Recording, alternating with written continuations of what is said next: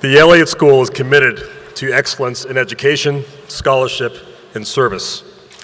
One of the school's most important awards is the Harry Harding Teaching Prize.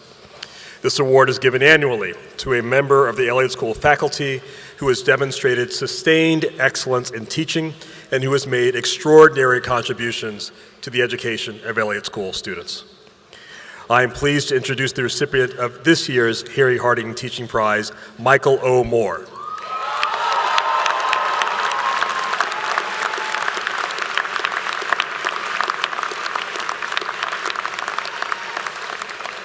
And Professor Moore will give the charge to our students.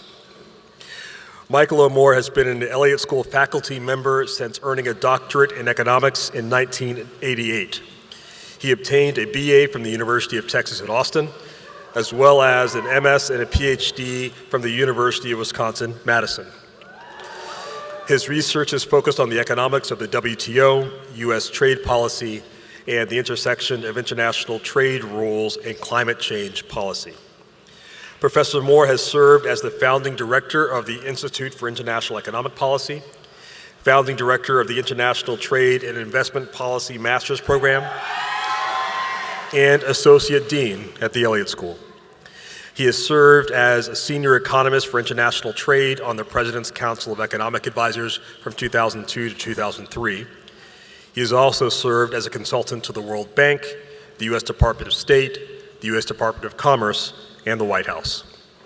This prize shows that Michael Moore is an outstanding teacher and mentor to the next generation of international affairs professionals. Ladies and gentlemen, the Harding Award winner, Professor Michael O. Moore.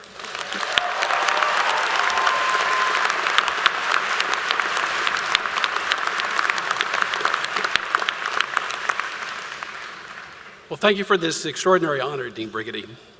Teaching is at the core of what we do, so this award is especially meaningful to me. I also had the privilege to serve as Harry Harding's first associate dean over 20 years ago, and I'm thrilled to be associated with his name in any capacity. Before proceeding, I would like to add my thanks to the people that make this university possible. In particular, thanks to every parent, grandparent, spouse, or partner who has stood behind these graduates during their studies here at GW with emotional and financial support. You roundly deserve our support and thanks.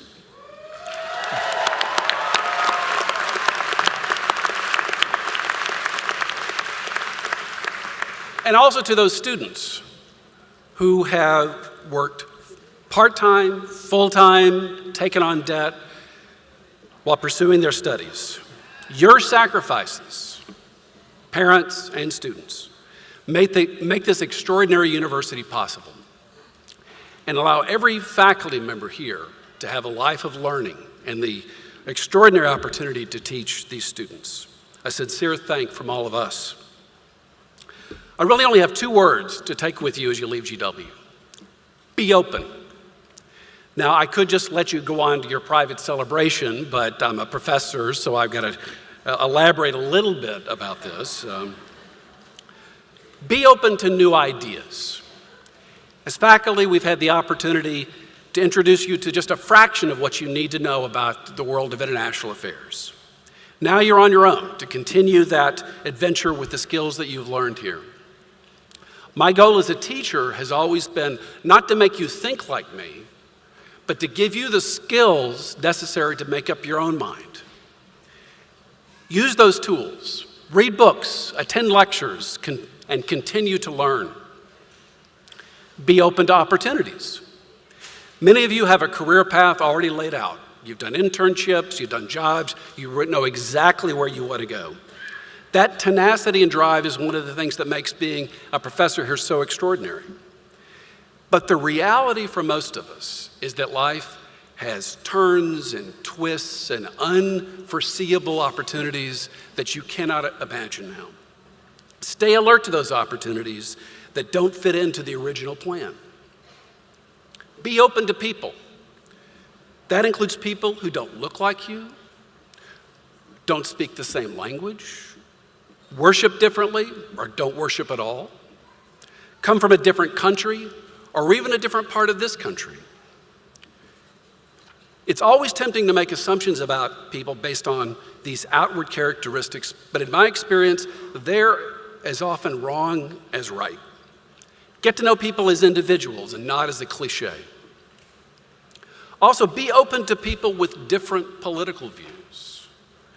In this world of hair-trigger outrage and breathless hyperpartisanship, too many characterize those on the other side of any political issue as the enemy and denigrate them as stupid, evil, even crazy.